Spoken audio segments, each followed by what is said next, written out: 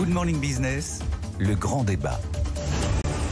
8h35, le grand débat. Très grand. Vous voyez, on a dit grand. Ouais, grand débat, c'est bien. Ouais. Alors, Marc Fiorentino, Emmanuel Le Chypre, on va avoir trois thèmes effectivement de réflexion qui sont passionnants. D'abord, le réarmement en Europe, mais pas seulement. Est-ce que c'est ça l'avenir de la croissance économique, Marc ? C'est quand même dingue, hein.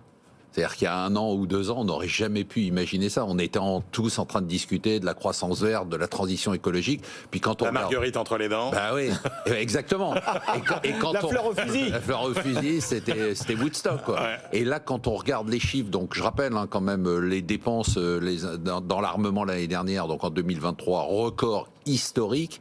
Et si les pays de l'OTAN veulent tenir leur engagement, que va d'ailleurs leur rappeler Donald Trump si jamais il est élu, c'est-à-dire 2% du PIB, on est tous derrière, hein. Je rappelle que la France est à 1,6% et il y a des pays qui sont très très loin. L'Espagne, à 1,2%. Voilà, 1,2%. C'est-à-dire que si on doit remonter, on parle de milliers de milliards d'investissements avec donc une croissance, il va falloir trouver une couleur, hein. Est-ce qu'elle est rouge ou brune, on ne sait pas, mais une croissance qui va être, à mon avis, beaucoup plus importante que la croissance verte. D'ailleurs, l'impact de la guerre en Ukraine sur la croissance américaine est probablement plus forte que l'IRA. Ah ouais ? Bah oui, c'est-à-dire qu'on a aujourd'hui un boom absolument, et ça revient au sujet dont on va parler tout à l'heure, c'est-à-dire l'inflation, la résilience de la croissance américaine.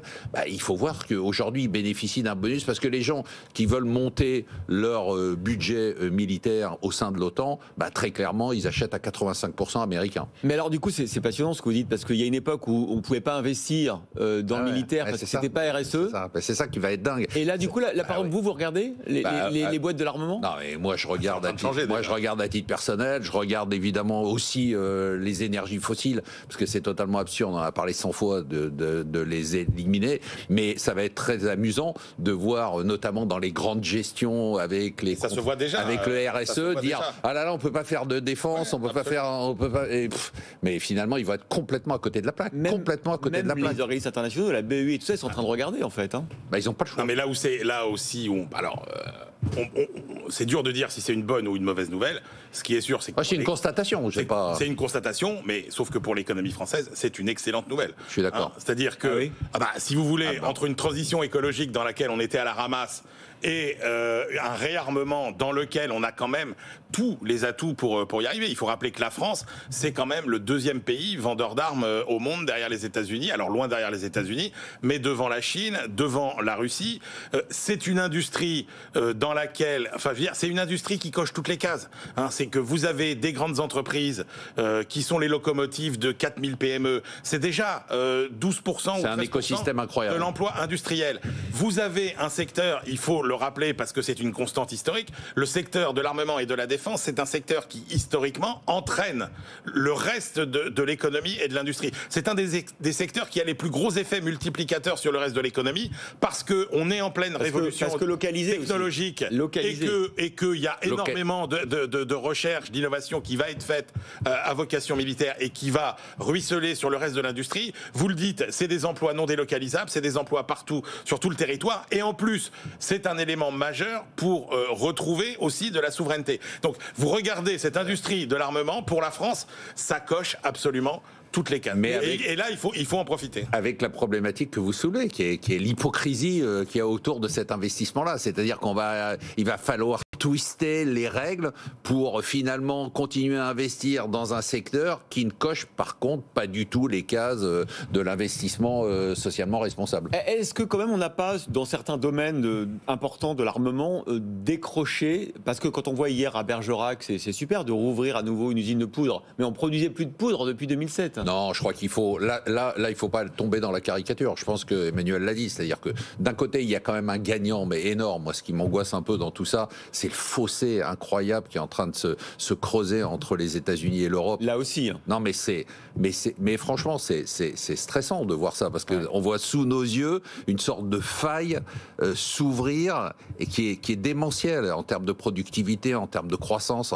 Et là, Emmanuel a raison, la France est bien placée, mais avec une échelle de 1 pour 10 ou 1 pour 20. Et c'est-à-dire que là, on a encore... C'est-à-dire que si Vladimir Poutine avait voulu faire un cadeau à l'économie américaine pour les 20 ans qui viennent, il n'aurait pas fait mieux. Hein. Alors on a quand même l'impression qu'on essaye de rattraper. Et d'ailleurs, quelque part... Mais on est bien placé. Merci on est bien placé, Trump, Emmanuel a raison. Merci Donald Trump, parce qu'il nous ramène quand même à la raison. Merci Poutine surtout. Parce que c'est Poutine qui a finalement, sans Poutine, on n'aurait pas eu, sans la guerre en Ukraine, on n'aurait pas eu besoin... non, mais attendez, imaginez l'Allemagne qui dit qu'on veut être les leaders du réarmement en Europe. L'Allemagne, il y a 5 ans, c'était inimaginable. C'est là où on se rend compte que le balancier est sans doute allé trop loin et que l'Europe de la paix, ça a sans doute trop bien marché même.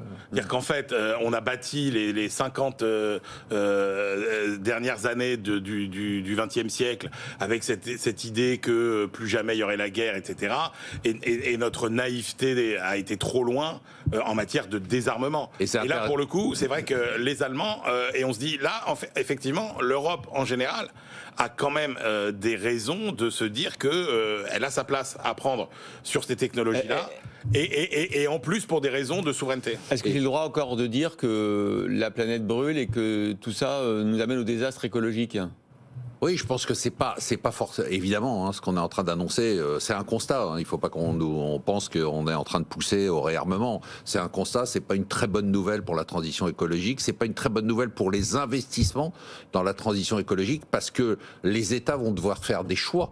C'est-à-dire, on peut pas. Déjà, on voit la situation catastrophique dans laquelle on est. On peut pas à la fois financer le réarmement parce que c'est l'État qui finance. Personne d'autre va refinancer et à la fois financer autant la transition écologique. Donc, il va y avoir des arbitrages à faire. On les voit d'ailleurs dans les baisses des dépenses publiques entre les différents ministères. Oui, on voit que du côté de l'armement, pour l'instant, il y a la défense. Il y a quand même une question qu'il faut se poser au final, c'est de quoi est-ce qu'on risque de mourir en premier, quoi. C'est ça. Et ben oui. Et vous pouvez après essayer de faire tout ce que vous voulez pour la transition écologique.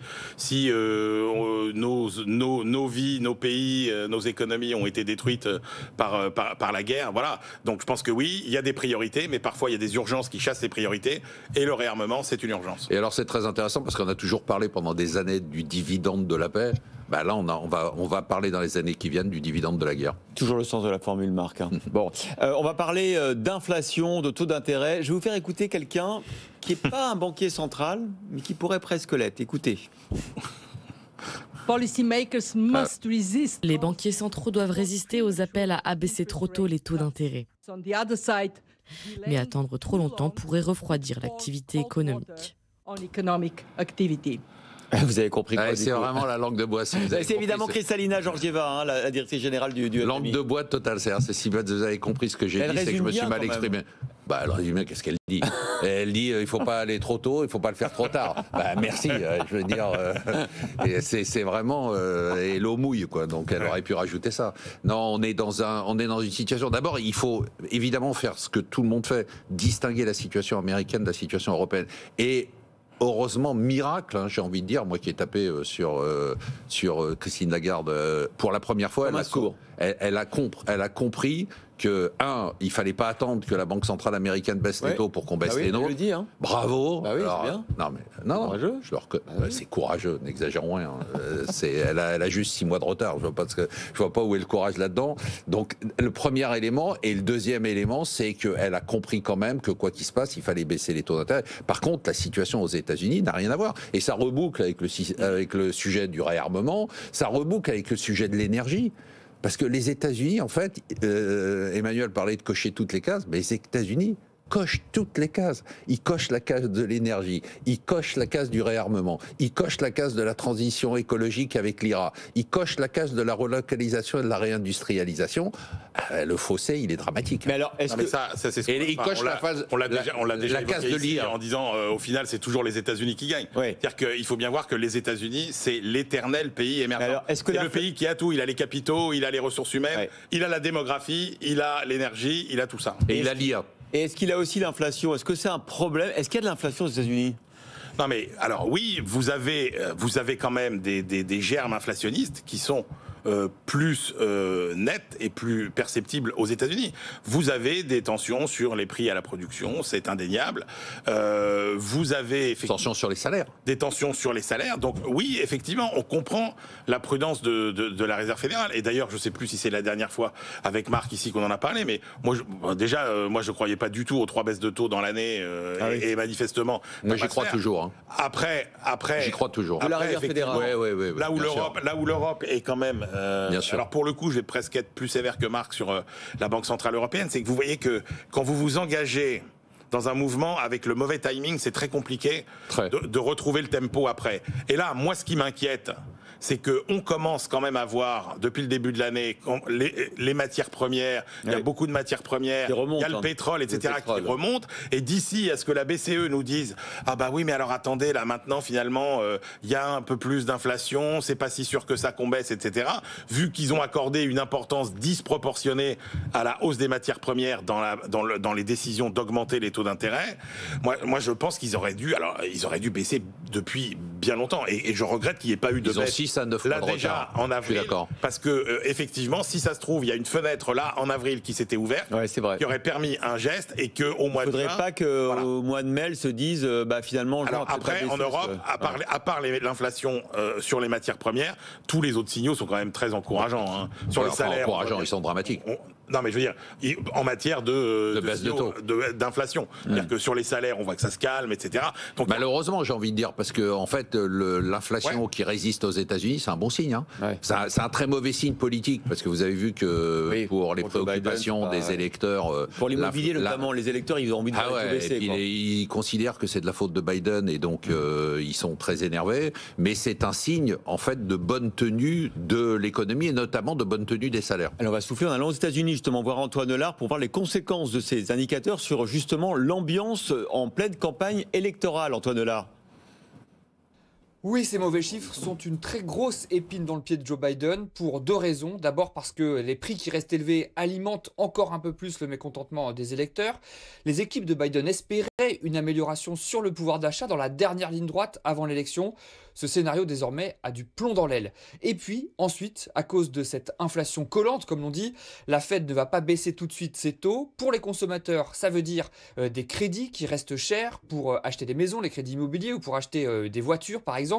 Là encore, une mauvaise nouvelle pour Joe Biden. Alors Donald Trump l'a bien compris, quand les chiffres sont sortis avant-hier, il a immédiatement réagi sur son réseau social en disant que Biden est le pire président de l'histoire. Joe Biden, de son côté, pointe du doigt les entreprises qui, selon lui, s'enrichissent sur le dos des consommateurs. Biden dit qu'elles doivent utiliser leurs profits pour baisser les prix. Un message qui, pour le moment, n'imprime pas vraiment auprès des électeurs. Pire, tout cela donne surtout l'impression d'un Joe Biden impuissant et déconnecté des Américains et de leurs problèmes du quotidien. Ouais, c'est vrai que le boulevard s'agrandit pour Donald Trump aujourd'hui. Alors ça, je ne sais pas, j'ai aucune idée. Ça, il faudra laisser Benahouda s'exprimer là-dessus, parce que c'est le spécialiste.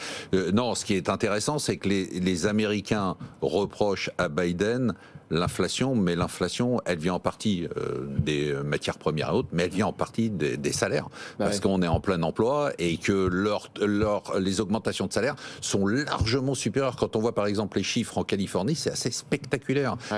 C'est le plein emploi et les hausses de salaires sont encore de l'ordre de 6 à 8%. Et alimentent l'inflation. Et alimentent largement l'inflation. Alors on n'en est pas à la spirale inflationniste et l'inflation de second tour, mais on est à une inflation par les salaires. On n'aurait jamais pu imaginer ça il y a un an. D'ailleurs, c'est l'éternel débat en économie, c'est est-ce qu'il faut mieux plus de croissance et donc plus d'inflation, un peu moins de croissance et une inflation maîtrisée? Il faut surtout du pouvoir d'achat.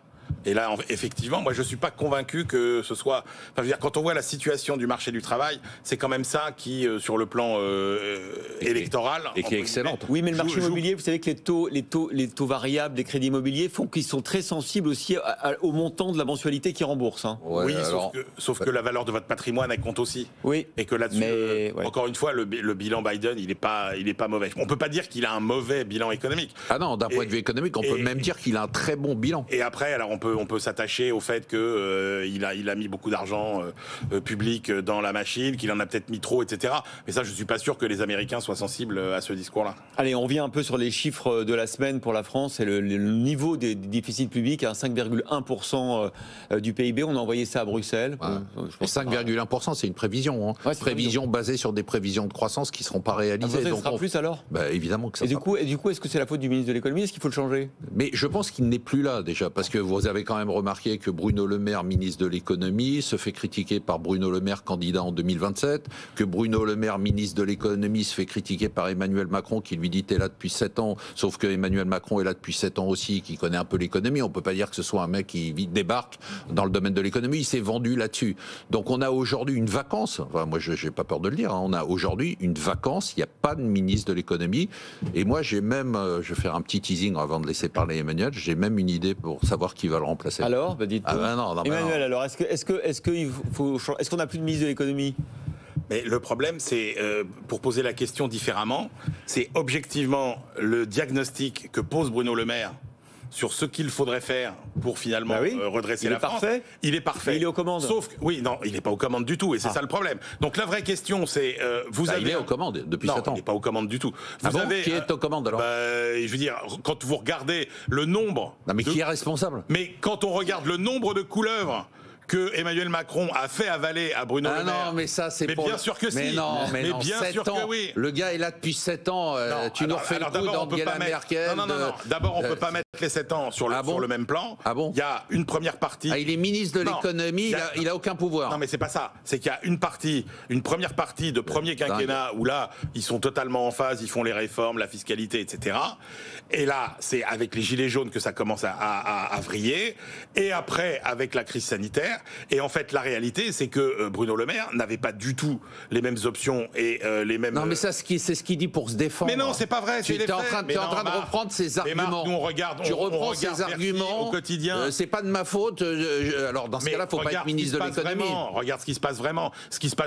Il n'est pas employé, fonctionnaire. Mais bien sûr que si. Ah oui. Mais bien sûr que si. Donc, il n'est pas responsable. Mais il n'est pas responsable. Le gars est là en place, il prend toutes les décisions, mais c'est pas de sa faute. Il prend pas toutes les décisions. La réalité, c'est que tu as un président de la République qui impose tout à ses ministres. Ça veut dire qu'entre fermer sa gueule et démissionner, la question pour l'utilité, c'est quoi? C'est de se dire, attendez, toutes les décisions qui sont des décisions qui ont dilapidé... Dans ce cas-là, il faut partir. À ce moment-là, si on est obligé d'avaler des couleuvres et que tu dis qu'il n'a rien fait... Mais la question, alors je te pose la question, alors tu me diras, ta réponse m'intéresse, quelle est en fait la seule personnalité, quelle est la personnalité qui pourrait... faire changer d'avis... le nom du ministre de l'économie. Qui pourrait faire changer d'avis Emmanuel Macron et qui pourrait infléchir les idées d'Emmanuel Macron. Moi, c'est il a ouvert j'ai la réponse. Vous savez à qui j'ai posé la question? Non. À Google Gemini, l'intelligence artificielle. Je lui ai dit, imaginez que vous êtes le conseil du gouvernement français, que vous devez lui donner 10 mesures prioritaires pour réduire le déficit public. Ouais, mais ça, il m'a sorti... Non, mais ça, c'est dans le livre de Bruno Le Maire. Il m'a sorti 10 mesures. Mais vraiment, c'est pas génial. C'est le propre de l'intelligence artificielle. Mais je sais qu'elles sont connues. Mais je dis, voilà, le prochain ministre de l'économie.